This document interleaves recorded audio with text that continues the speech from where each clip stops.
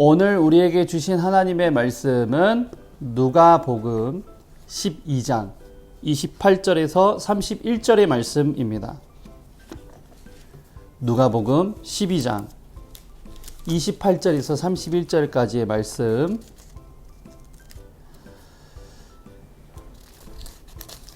제가 한 절, 사모님이 한 절 이렇게 번갈아 가면서 교독하겠습니다.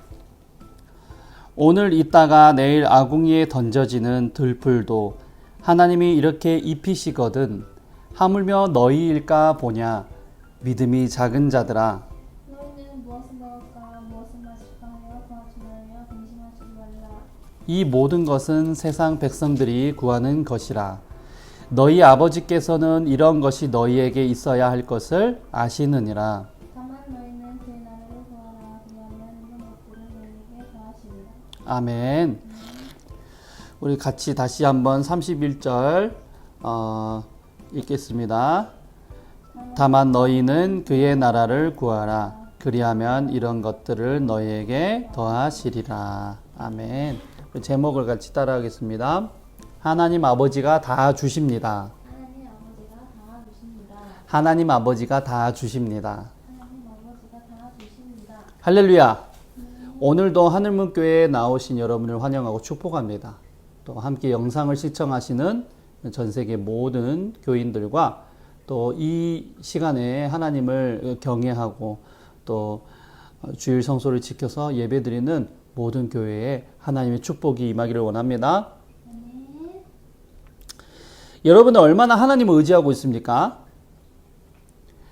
인간의 모든 염려, 걱정은 앞으로 일어나지 않을 미래에 대한 많은 부분이 일어나지 않을 부분에 대해서 미리 걱정하고 필요 이상으로 걱정하기 때문에 인간이 불행하게 살아간다고 합니다. 25절에서 26절을 보게 되면요. 또 너희 중에 누가 염려함으로 그 키를 한 자라도 더할 수 있느냐? 그런즉 가장 작은 일도 하지 못하면서 어찌 다른 일들을 염려하느냐라고 합니다. 저와 여러분 가운데 이 걱정으로 인하여서 잠밤을 못 이루시고 또 늘 그 걱정으로 인해서 염려로 인하여서 문제 해결을 받지 못해서 스트레스 받고 계신 분들이 있다면 오늘 이 말씀을 들으시고 영역이 강건해지고 하나님을 의지할 때에 그 문제를 해결받는 시간이 되기를 예수님의 이름으로 축원합니다. 우리가 이 걱정의 모든 절반 이상 또 많게는 한 90%가 일어나도 해결이 되지 않는 일들이 많다는 거예요. 또 그런 이 걱정들 중에 하나가 가장 큰 게 뭐인 것 같아요? 이런 걱정들이 제일 많은 걱정들이 우리 살면서 많은 걱정들이 생겨요. 생각해 볼 때 물질 때문에 걱정이 많은 사람들이 많아요. 저 역시 그런 것 같습니다. 얼마 전에 이 기독교 신문을 보니까 고신 측에서 조사한 통계 자료에 따르면은 이 신혼부부들이 코로나19를 지나면서 많은 믿음의 시련을 당했는데 그 중에서 교회를 많이 떠나가는 이유 중에 대표적인 예가 바로 육아하는 것 때문에 육아 때문에 교회를 더 이상 나가기 힘들고 당분간 쉬겠다. 또는 교회 다니기가 힘들다. 또는 그런 시설이 갖춰지지 않아서 교회 나오기 힘들다.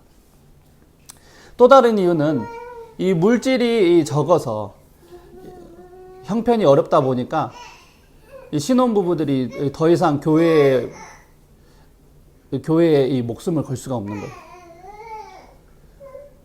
왜냐하면은 이 신앙생활을 포기를 할 수밖에 없는 상황이 이 아내가 육아를 혼자 독방 육아를 하게 되고 또 남편도 주말까지 반납하면서 돈을 초과 근무를 하게 되니까 이런 육아가 바로 물질과 또 이어지고 또 물질을 또 형편을 또 더 낫게 하기 위해서 또 열심히 일을 하다 보니 지쳐서 주말을 포기하게 되고 주일예배 성소까지 버리게 되는 경우가 많다는 것입니다. 저도 이런 생각을 종종 하게 되었습니다. 이제 왜냐하면 이 개척교회를 위해서 지금 열심히 체험 삶의 현장에 뛰어든 줄로 믿습니다. 그런데 저도 이렇게 열심히 토요일 날 근무를 쓰면서까지, 특근을 쓰면서까지 열심히 일을 하다 보니까 주말을 반납한 느낌이 들어요. 전혀 이 주말을 세지 못하고 또 주일 예배를 온전히 지키지 못할 정도로 체력이 소모가 되고, 또 집에 돌아오면은 아기를 또 돌봐야 되고, 또 미뤄왔던 또 빨래도 같이 도와야 되고, 이러다 보니까 체력적으로 힘들어서 교회를 나가는 게 정말 쉽지는 않겠구나. 당연하고 그렇게 해야 되는데 우리 신혼부부들의 마음이 아주 조금이나마 이해가 됐습니다. 그러나 우리가 이 물질이 해결된다고 해서 신혼부부들이 신앙이 해결이 될까요? 또 꼭 그렇지만은 않습니다. 왜냐하면 마음의 중심이 우선순위를 어디에다 두느냐의 문제라는 것입니다.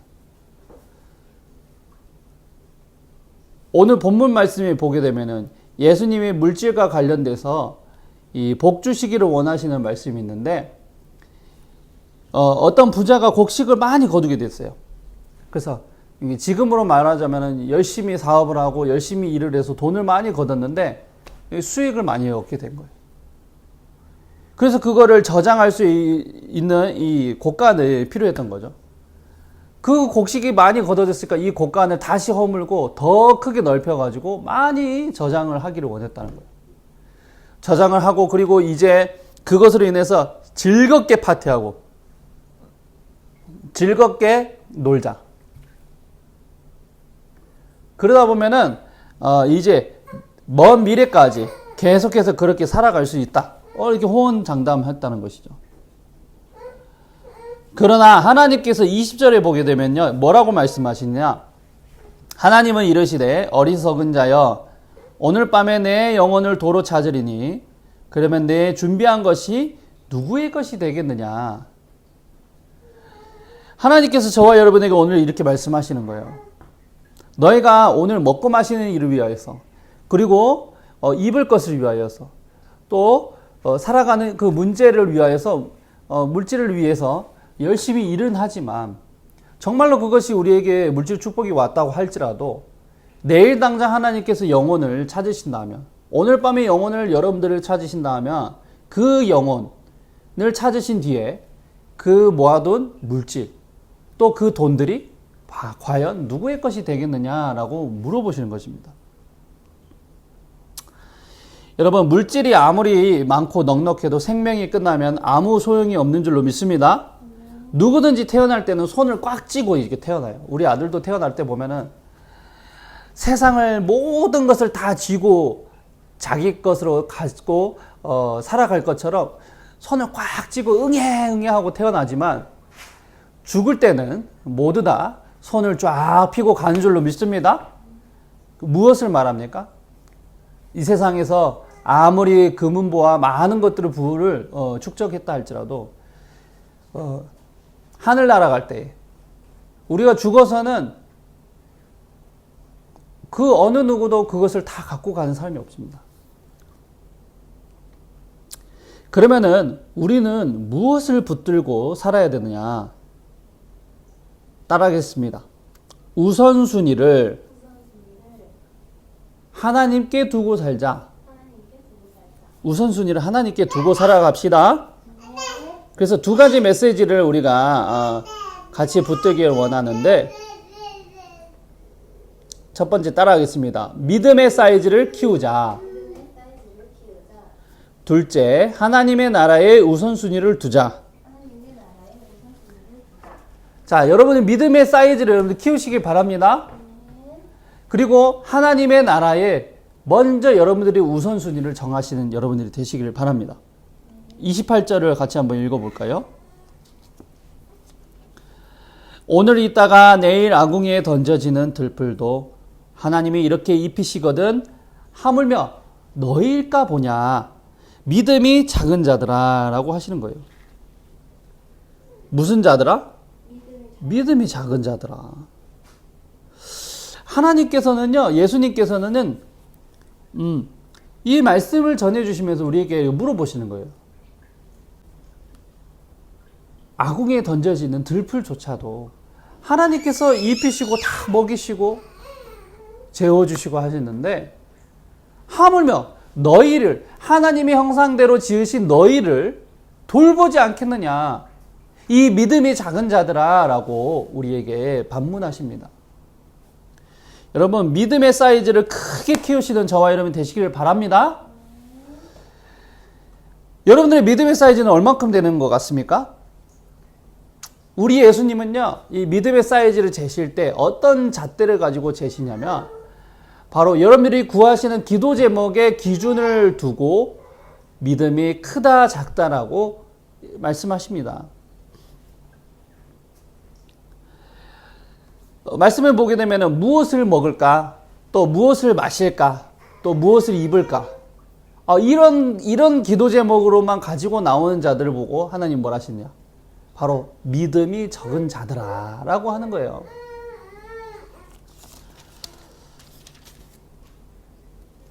자, 29절 제가 읽어드립니다.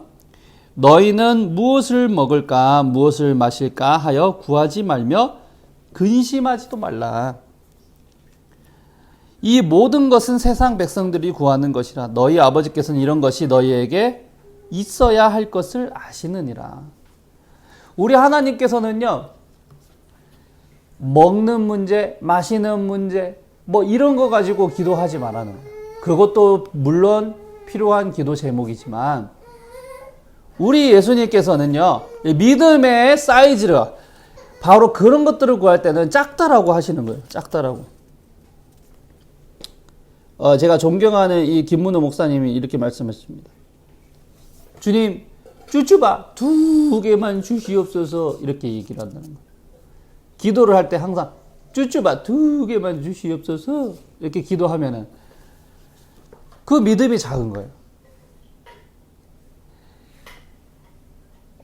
하나님 얼음 공장에 보내주셔가지고 발령을 내어주시든지 아니면 북극으로 발령을 내어주시든지 공장을 주시든지 얼음 과자를 만들 수 있는 능력을 주시옵소서 이렇게 구해야지. 쭈쭈바 2개만 주시옵소서. 그런 거는 이방 사람들도 다 구한다는 거예요. 저와 여러분들도 때로는 그렇게 기도할 때가 있습니다. 하나님 뭐 이게 필요합니다. 저게 필요합니다. 하나님 이것 주시옵소서 저거 주시옵소서 하지만 하나님께서는 너희들의 믿음의 사이즈를 그만한 대로 두지 말고 보다 나은 하나님의 나라를 위해서 복음 전파를 위해서 크게 키우라는 것입니다. 우리 조영기 목사님께서 오스트리아 선교를 가셨습니다. 선교를 가셔서 부흥집회 초청을 받아서 부흥집회를 위해서 사역자들을 다 모아놓고 기도를 하신 거예요. 그래서 이렇게 선포를 하셨습니다. 이 오스트리아 땅에 예수님을 믿는 청년들이 수천 명이 되고 또 수만 명이 되도록 우리가 부흥 위해서 기도합시다. 그랬더니 그 사역자들이 다 비웃더라는 거예요. 그래서 조영기 목사님 너무 기이하게 여기면서 왜 이렇게 웃고 있나, 왜 그것을 믿지 않느냐고 하면서 그럴 바에는 뭐하러 교회 건물을 짓고 전도를 하느냐, 차라리 교회도 짓지 말고 확장도 하지 말고 부흥시킬 생각도 하지 말아야지. 자, 오늘부터 지금 어떻게 부흥시킬 건지, 여러분들 꿈과 목표를, 성도의 부흥의 숫자를 몇 명의 교인으로 기도 제목을 삼을지 한번 적어내라 이렇게 요구를 한 거예요. 대부분 다 받아보니까 100명, 200명, 300명, 700명 다 1000단위를 못 넘어가는 거예요. 근데 어떤 사역자 한 명이 5000명이라고 적은 거예요. 조영기 목사님 말씀을 믿고 순종한 줄로 믿습니다. 그랬더니 이제 그 조영기 목사님 다시 한국으로 돌아오고 그것을 잊어버렸어요. 어느 날 이제 며칠이 지나서, 몇 년이 지나서 그 교회에 방문을 하게 된 거예요. 그랬더니 그 아버지 목사님이 나온 것이 아니라 그 아들이 나와서 목사님을 맞이하고 너무나도 반갑게 얘기를 하면서 뭐라고 하냐면은 우리 아버지가 단 한 번도 조영기 목사님의 말씀을 잊은 적이 없습니다.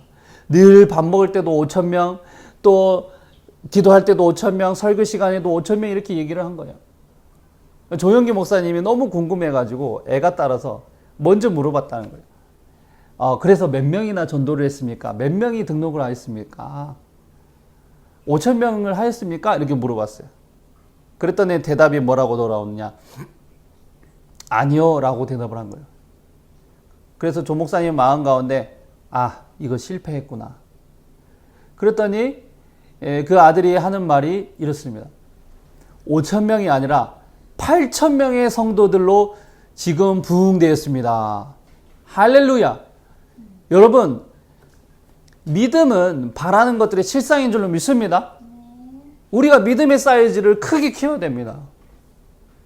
저도 지금 비록 작은 교회로 개척을 하기로 마음을 먹고 성도들이 아무도 없고 우리 사모와 샬롬이와 로이만 있지만은 하나님께서 이것을 통하여서 큰 역사를 이루어 주실 것이라고 저는 믿습니다. 그래서 제가 마음속에 어떻게 했냐? 청소년 2,000명, 대학부 3,000명, 그 다음에 또 청년부 5,000명, 할렐루야. 그리고 작년부 너무 많으면 안 되니까 2,000명. 저는 마음속에 이렇게 품었어요. 그리고 온라인으로 예배드리는 자들이 최소 100만 명 이상. 저는 그렇게 믿음으로 이것을 마음속에 품고 그렇게 나아가기로 결심을 하였습니다. 무슨 말입니까? 믿음의 사이즈를 여러분들이 키우셔야 된다는 것입니다. 여러분들이 기도할 때도 하나님 약속의 말씀을 붙잡습니다. 오늘 시간에 이 말씀을 붙잡고 제가 기도합니다. 자, 그 다음에 두 번째요. 따라하겠습니다. 하나님의 나라의 우선순위를 두자. 하나님의 나라의 우선순위를 두자는 것입니다. 31절 제가 읽어드립니다. 다만 너희는 그의 나라를 구하라. 그리하면 이런 것들을 너희에게 더하시리라. 하나님 나라의 우선순위를 둘 때에 이 모든 것을 더해 주실 줄로 믿습니다.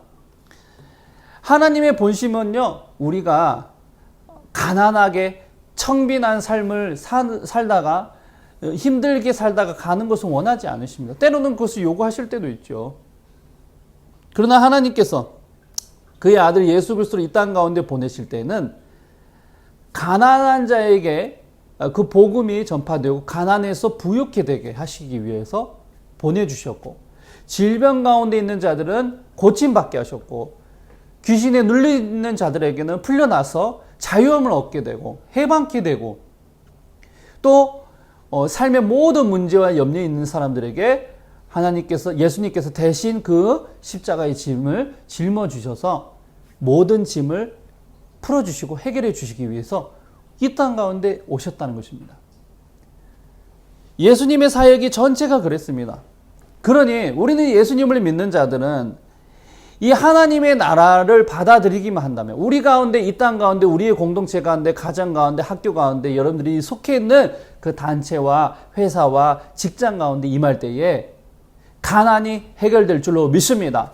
이것을 믿고 나아가는 자들에게는 질병이 고침을 받고 귀신 들린 자가 떠나가고 귀신이 떠나가고 삶의 모든 문제가 해결되는 역사가 일어나게 될 줄로 믿습니다. 그것이 어디서부터 됩니까?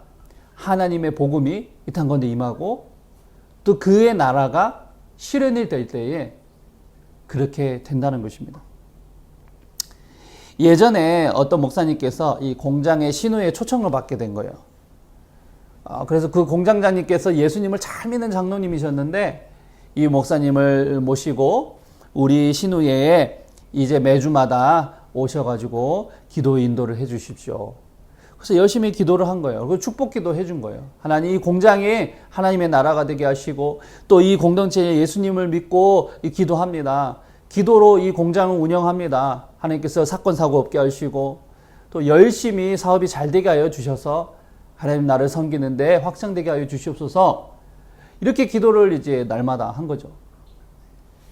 그 매주마다 이렇게 모임을 하고 기도를 하는데 어느 날 그 공장장님께서 다가오셔서 이렇게 얘기를 하시는 거예요.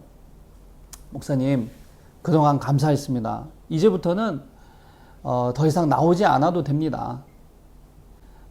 다음 주에는 기도 인도를 하지 않으셔도 됩니다. 오늘이 마지막입니다. 이렇게 얘기를 한 거예요. 그래서 그게 무슨 말씀인가요? 물었더니 이 공장이 큰 빚을 못 갚게 되어서 직원들이 월급도 못 주고 공장의 문을 닫아야 된다라는 이 안 좋은 소식을 듣게 된 거예요. 그래서 목사님의 마음에 참 근심이 되었다는 거예요. 아니 이들이 열심히 이렇게 매주마다 모여서 기도하고 열심히 하나님의 나라를 위해서 이렇게 헌신하고 작정하고 열심히 일을 했는데 이 결과가 빚 때문에 빚을 못 갚고 문을 닫아야 된다니 참으로 안타깝네. 그러면서 그 자리에서 더욱 열심히 우리 다 같이 하나님께서 그 빚을 해결해 달라고, 빚을 해결해 달라고 뜨겁게 성령님을 의지하면서 기도를 한 거예요.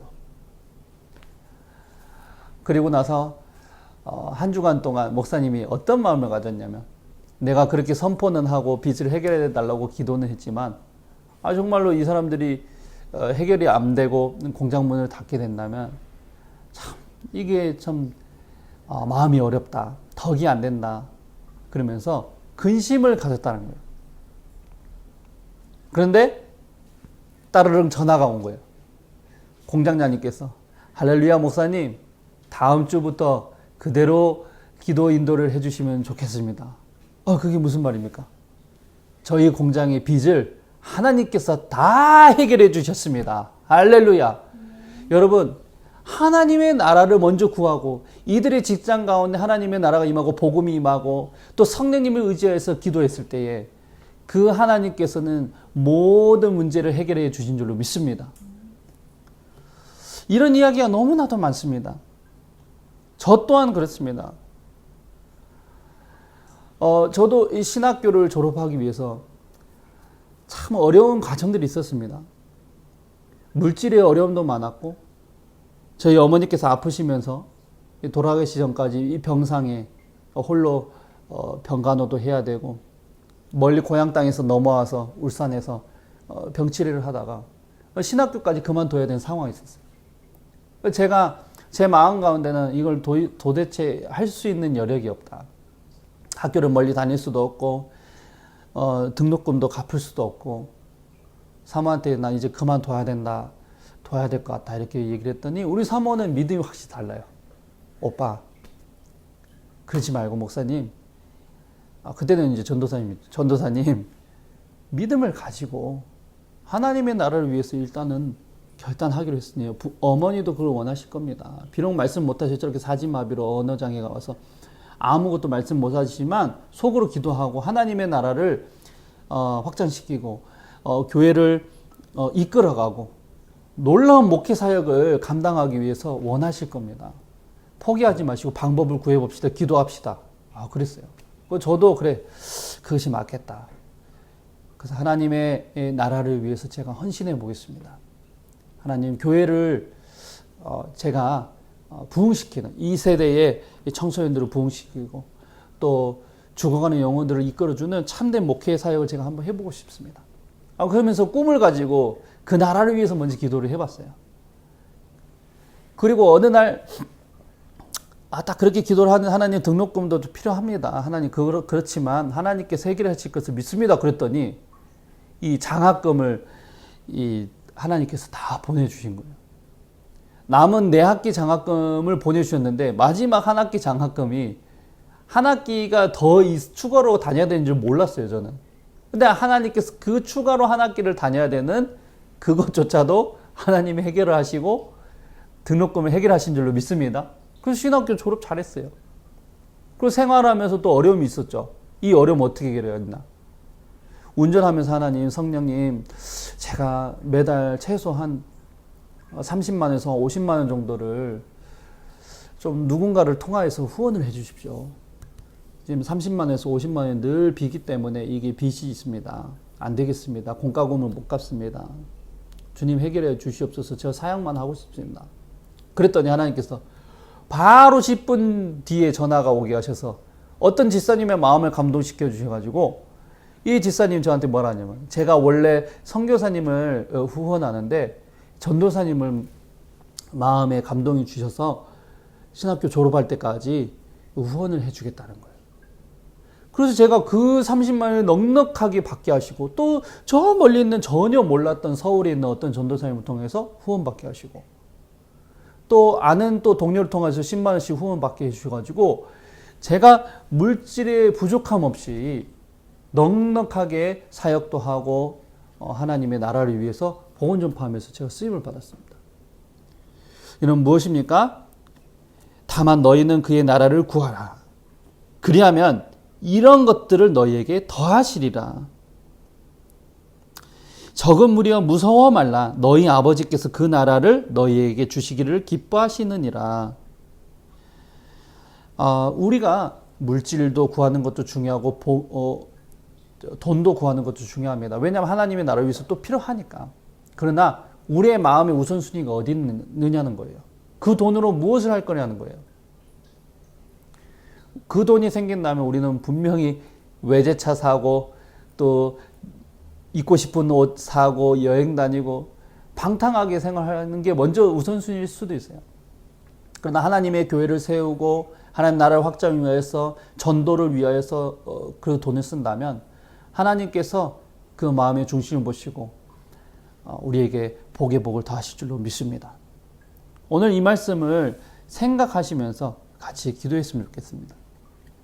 하나님, 비록 우리는 부족합니다. 우리가 부족한 부분들이 있다 할지라도 하나님께서 하시면 될 줄로 믿습니다. 하나님께서 오늘 시간에 우리의 믿음의 사이즈를 크게 넓혀 주시옵소서. 또 저 또한 믿음의 사이즈를 크게 넓히며 보다 나은 우선순위를 하나님께 두고 하나님을 의지하고 하나님의 나라를 위해서 최선을 다해서 그것을 간구하고 또 그것을 순종하며 하나님 나라를 위해서 일하겠습니다. 같이 한번 주여 한번 부르짖고 기도하겠습니다. 주여